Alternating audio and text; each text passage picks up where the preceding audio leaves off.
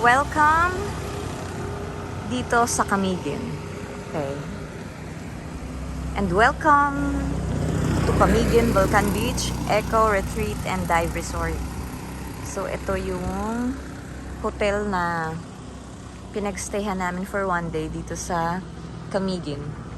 So, tara, explore natin ang Eco Retreat, Dive and Resort. Ay, hindi pala. Vulcan Beach Eco Retreat and Dive Resort.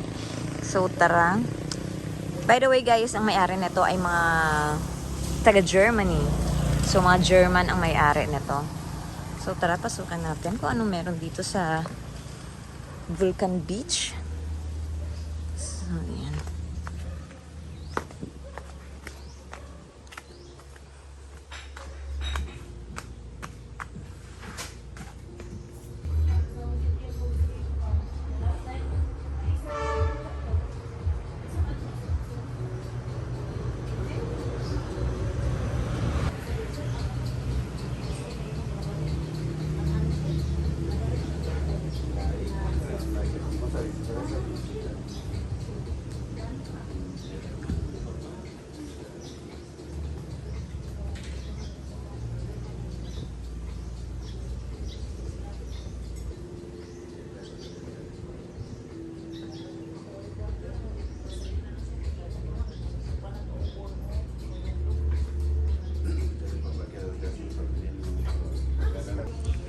So guys, this is our second day here in Camiguin. So, busy pa rin si Daddy. Yan. Ito yung ginagawa namin. Nagbabakasyon kami pero syempre, tatrabaho din. So, sa morning trabaho and then after lunch, yun na yun, pwede kaming mamasyal. So, ganun lang. So, tara, kape-kape tayo. Ay, choco-choco pala tayo. And coffee yung kay Daddy. So, tara na. Para makagala tayo mamaya.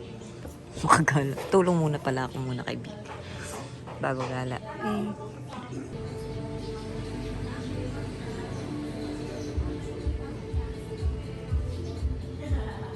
Ano?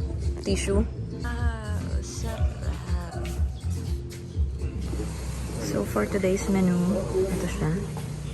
Ayan na rin yung price ng kanilang mga food. So, ayan. Check din natin yung mga activity. Ito yung pwede nyong gawin dito sa resort na to. Pwede kayo magpabook.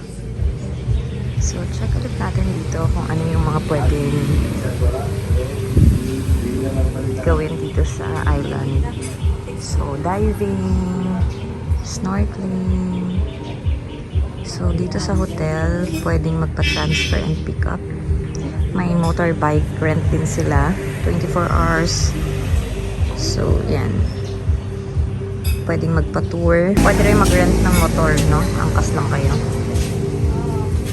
And guys, itong the best. Gusto ko sana yan, pero hindi ko na ginawa kagabi kasi hindi ako makakaligo. So, sightseeing, yan. So, may half day sila and full day.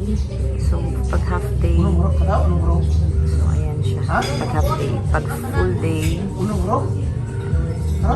so, welcome again dito sa Vulcan Beach Eco Retreat and Dive Resort. So, tara, pasukan natin ito.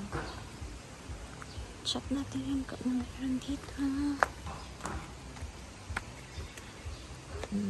Same lang din.